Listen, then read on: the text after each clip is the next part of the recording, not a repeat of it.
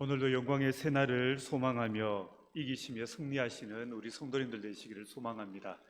사도신경으로 우리의 신앙을 고백하겠습니다. 나는 전능하신 아버지 하나님, 천지의 창조주를 믿습니다. 나는 그의 유일하신 아들, 우리 주 예수 그리스도를 믿습니다. 그는 성령으로 잉태되어 동정녀 마리아에게서 나시고 본디오 빌라도에게 고난을 받아 십자가에 못 박혀 죽으시고 장사된 지 사흘 만에 죽은 자 가운데서 다시 살아나셨으며 하늘에 오르시어 전능하신 아버지 하나님 우편에 앉아 계시다가 거기로부터 살아있는 자와 죽은 자를 심판하러 오십니다. 나는 성령을 믿으며 거룩한 공교회와 성도의 교제와 죄를 용서받는 것과 몸의 부활과 영생을 믿습니다. 아멘. 다 함께 찬송가 310장 1절 찬양 드리겠습니다.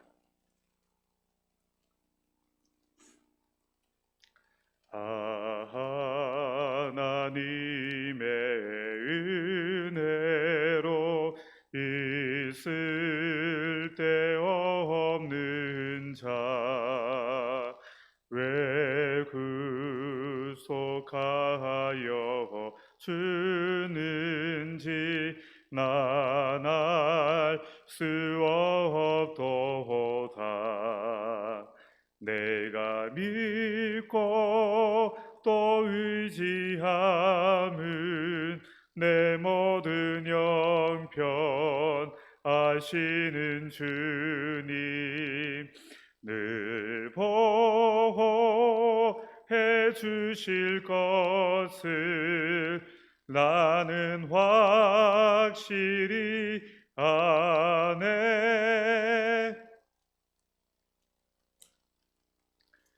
하나님의 말씀은 로마서 8장 15절에서 25절까지 말씀입니다. 로마서 8장 15절에서 25절까지 말씀입니다.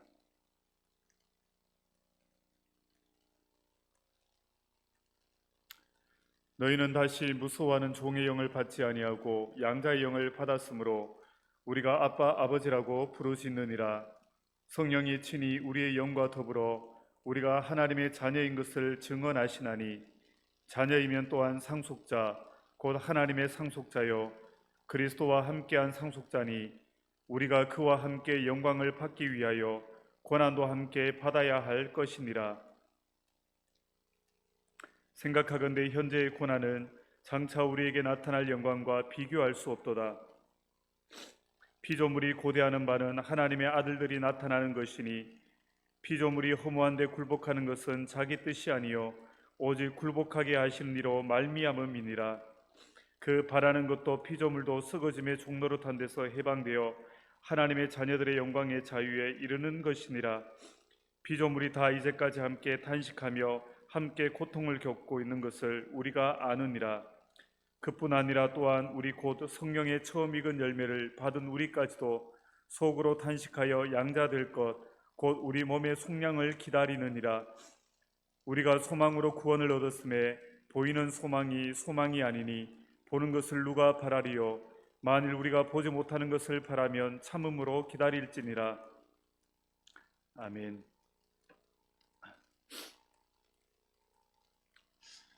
우리는 우리 자신이 누구인지를 잊지 말아야 합니다. 성령님을 모신 우리는 누구인가 하면 바로 하나님의 자녀입니다. 하나님의 자녀라는 신분은 너무나 영광스러운 신분입니다. 그래야기에 우리는 이 신분을 조금이라도 등한시해서는 안 될 것입니다. 그래서 성령을 의지하면서 날마다 몸의 행실을 죽이며 살아가야 하는 것입니다. 이렇게 성령으로 몸의 행실을 죽여가며 살아가는 우리에게는 참 기쁨이 따라오는데 무엇이냐면 15절 말씀처럼 너희는 다시 무수하는 종의 영을 받지 아니하고 양자의 영을 받았으므로 우리가 아빠 아버지시라고 부르짖느니라. 종은 주인을 무서워하지만 우리는 성령께서 하나님을 무서워하지 않게 하십니다. 오히려 사랑받는 아들이 하는 것처럼 하나님을 가까이 하고 즐거워하게 하시면서 하나님을 아빠 아버지라고 부르게 하십니다. 하나님을 향해서 아빠, 아버지라고 부르는 것은 예수님께서 이 땅에 계실 때 하시던 호칭이고 말씀이었습니다. 이것은 어린아이가 아버지를 향해서 부르는 이름입니다. 여기에는 체면이나 격식이 들어있지 않습니다. 그저 아버지가 마냥 좋아서 떨어지지 않는 어린아이가 아버지를 향한 그 사랑의 감정이 너무나 넘치는 가운데 하는 말이고, 아버지를 생각할 때마다 너무 좋고 기뻐서 자연스럽게 터져 나오는 말이 바로 이 아빠, 아버지입니다. 또 15절에 부르짖느니라는 말씀도 아빠를 향해 가득한 사랑을 담아서 부르는 소리고, 이와 더불어서 어떤 때는 급할 때 도와주실 것을 바라면서 부르짖는 말이 바로 이 아빠, 아버지입니다. 그래서 부를 수 있는 아빠가 있다라는 것은 자녀에게는 늘 평안이고 두려움이 없는 그러한 은혜인 것입니다.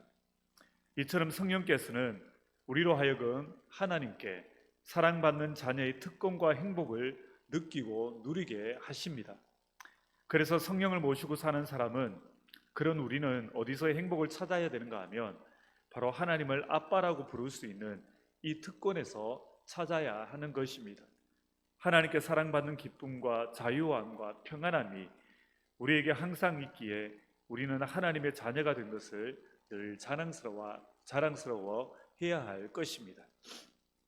그런데 오늘 말씀에는요, 우리가 기억할 것을 말씀하고 있는데, 하나님의 자녀가 된 우리는 각오해야 될 것이 있다라고 우리에게 말씀하고 있습니다. 무엇을 각오해야 하는가 하면, 이 악한 세상은 하나님을 아버지라 부르는 사람을 좋아하지 않는다라는 것을 각오해야 하는 것입니다. 왜 그런가 하면 세상 사람들은 하나님과 원수된 자들이기 때문입니다. 우리 역시도 주님을 알기 전까지는 하나님과 원수된 자들이었던 것처럼, 주님을 알지 못하는 세상 사람들은, 이 세상은 하나님과 원수인 것입니다. 그래서 오늘 말씀은 하나님의 자녀들이 세상에서 꼭 치러야 될 대가가 있다라고 말씀합니다. 그리고 그 대가를 바로 치를 때 누릴 수 있는 복에 대해서도 말씀합니다. 이것을 세 단어로 표현하면 고난, 탄식, 영광입니다. 오늘 본문 17절, 18절은 고난이라는 말을 반복해서 언급하고 있는데, 이 땅을 살아가는 하나님의 자녀인 우리에게는 반드시 고난이 있습니다. 이 땅을 살아가는 현재에 그리스도와 함께 받는 고난입니다. 예수님도 이 땅에 계실 동안에 끊임없이 고난을 당하셨습니다. 예수님께서 고난을 받으신 이유는 다른 것이 아닙니다. 오직 하나님의 아들이라는 이유 때문에 고난을 당하셨습니다. 예수님의 배경도 신통치 않았고 가문도 보잘것없었고 예수님도 초라해 보였기에 이 세상 사람들은 예수님을 멸시하였고 천대하였습니다. 그리고 결국에는 무참하게 십자가에 못 박아 죽여버렸습니다. 왜냐하면 예수님이 자기를 하나님의 아들이라고 했기 때문입니다. 이와 같이 예수님은 하나님의 아들이었다라는 것 하나 때문에 고난을 당하신 것입니다. 그렇다면 예수님과 함께 하나님의 자녀가 된 우리가 이 세상에서 고난받지 않고 넘어갈 수가 있겠습니까? 아닙니다. 우리도 예수님이 받은 고난을 똑같이 받을 수밖에 없습니다. 이런 의미에서 우리의 고난은 바로 예수 그리스도와 함께 당하는 고난이 되는 것입니다.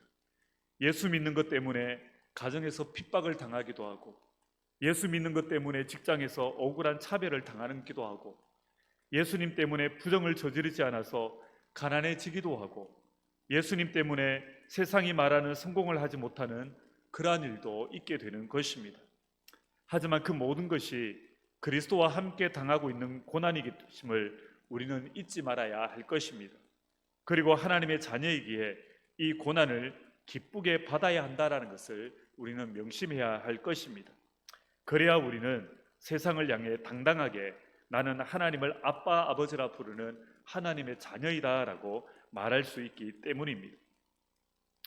그리고 하나님을 아버지라 부르는 우리에게는 하나님의 자녀만이 아는 탄식이 있습니다. 이 탄식은 단순한 비명이 아니라 산모가 비명을 지르는 것을 가르칠 때 쓰는 단어입니다.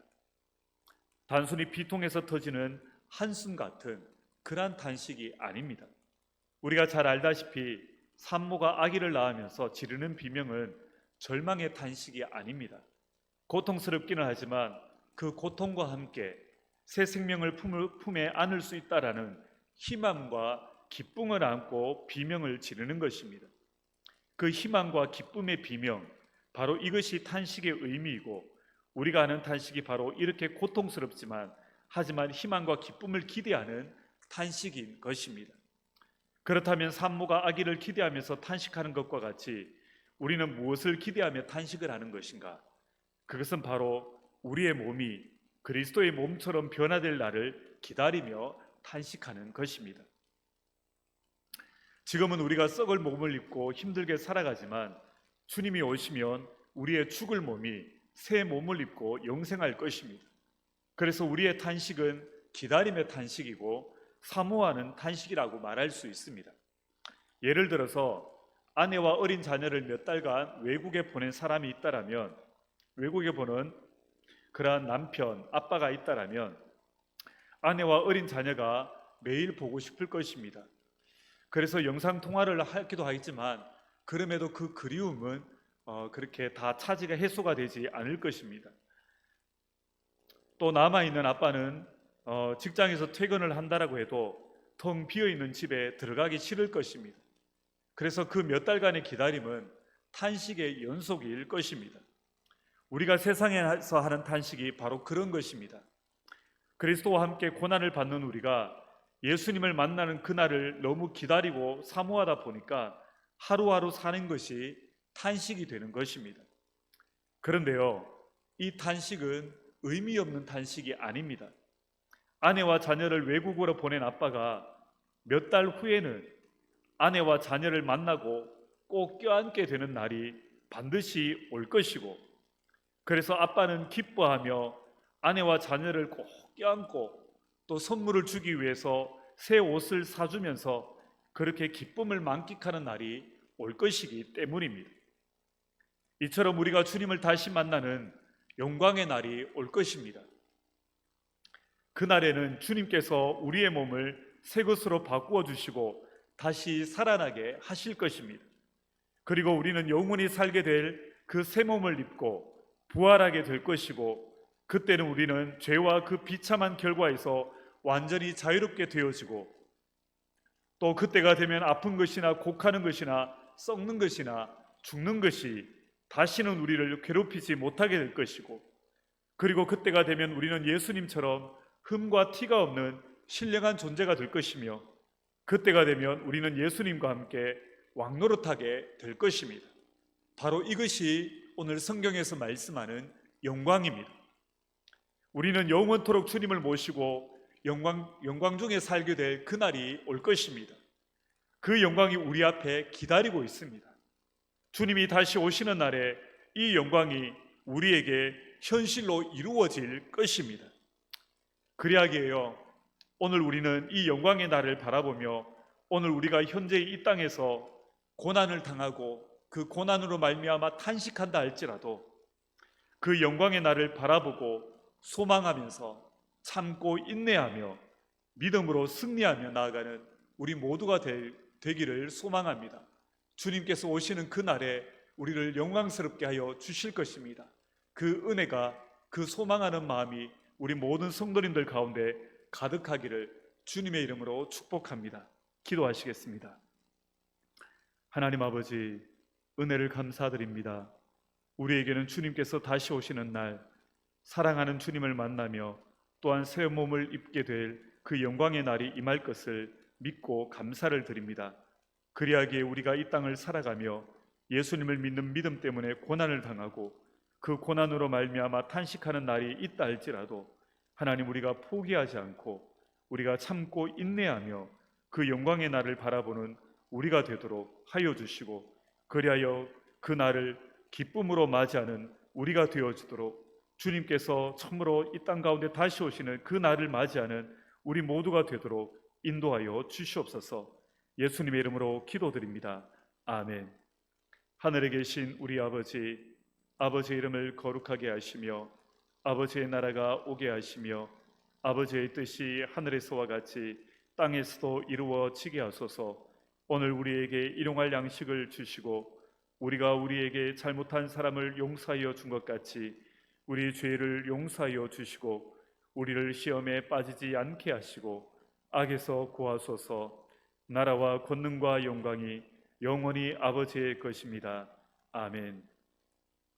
우리가 이 시간 함께 기도하실 때 비록 우리가 세상에서 고난을 당하고 그 고난으로 말미암아 탄식이 터져 나올지라도 우리가 영광의 날을 바라보며 더욱 믿음이 견고하여서 흔들리지 않는 우리의 믿음이 되게 하여 달라고 함께 기도하며 나아가겠습니다.